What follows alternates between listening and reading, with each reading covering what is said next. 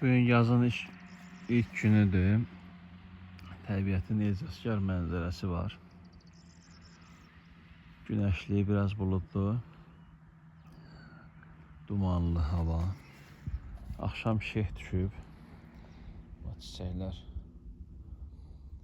hamısı şehlə sırğalanıb.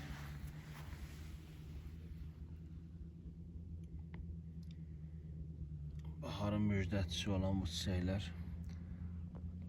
adamın ruhunu oxşayır.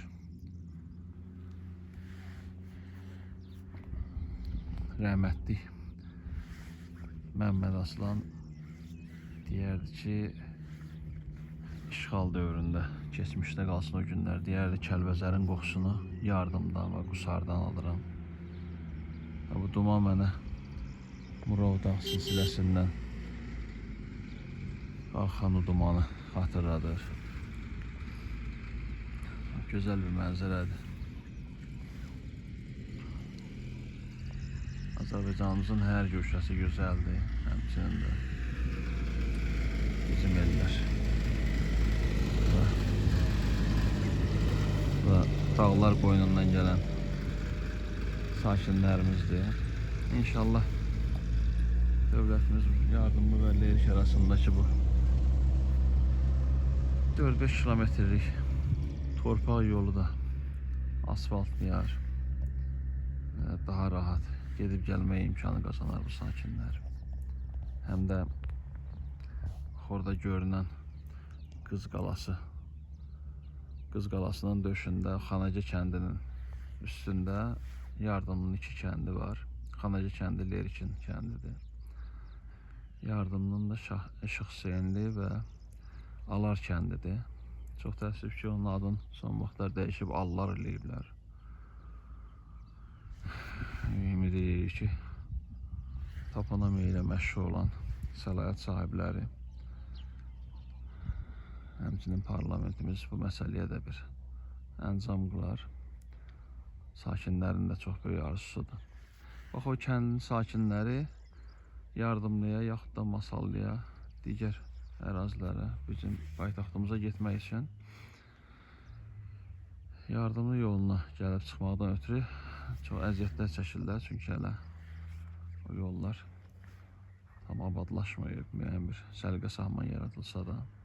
Həmçinin bu istiqamətdə ilin əksər yağışlı, qarlı günlərində çətinliklər yaşanır. Ən azı yolun genişləndirilməsi və daşla döşənməsi həyata keçirilsə ilkin mərhələdə, o dumanlar içərisində olan Bülüdül kəndi mineral bulağı olan bir kənddir.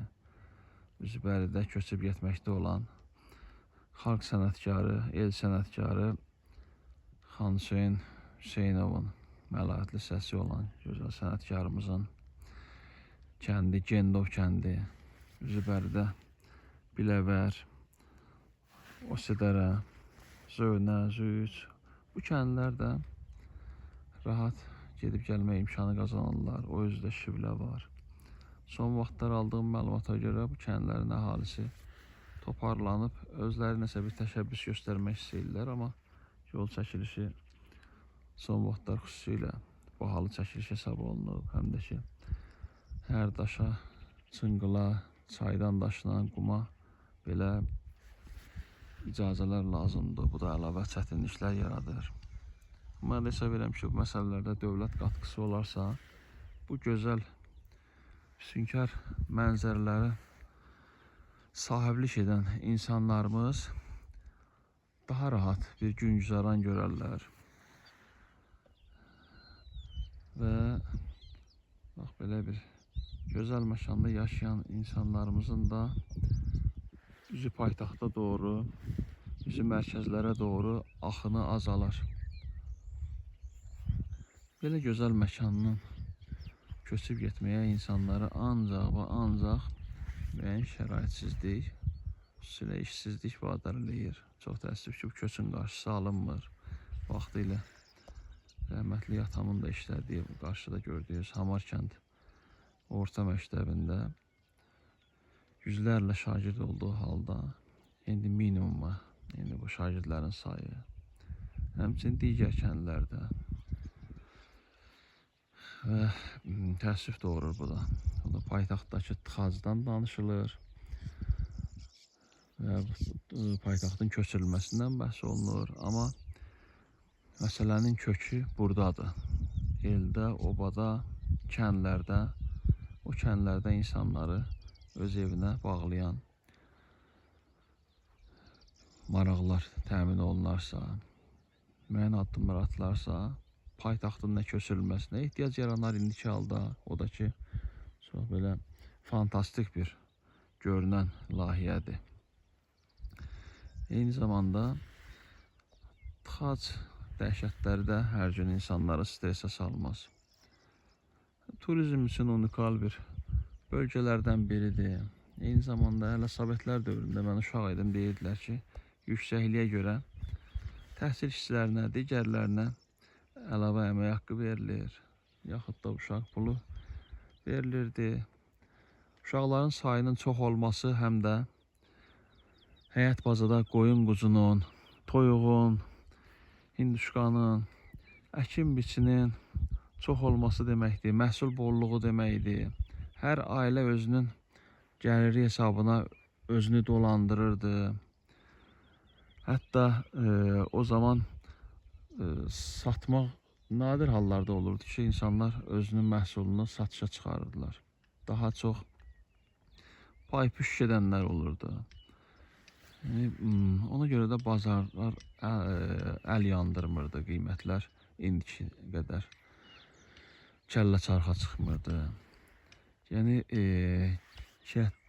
kəndlinin övladının çox olmağı həm də ölkədə ərzaq bolluğunu təmin eləyir.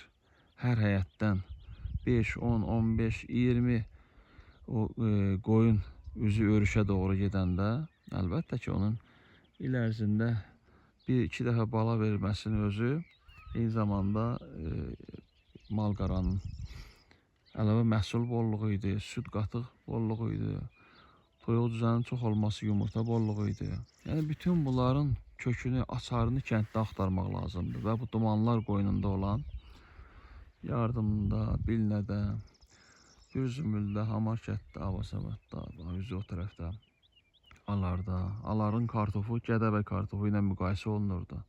Orada təsərrüfat minlərlə baş qoyun olan təsərrüfatlar var idi. Yüzlərlə mal-qara saxlayan insanlar var idi. İndi o insanların bir çoxu kənddən köçüb, çox təəssüf ki. İnşallah ümid eləyək ki, bu qayıdış olacaq, özü də möhtəşəm olacaq. Necə ki, Sovetlər dövründə yardımın 30-dan artıq kəndi köçürülmüşdü. Özü Cənubi Azərbaycan istiqamətində olan kəndlər Sovetlərin siyasəti idi ki, sərhəd dirəkləri yanında kəndlər olmaz. Amma sonradan qayıdış başladı bəzi kəndlərə. Deman kəndində abadlaşma oldu.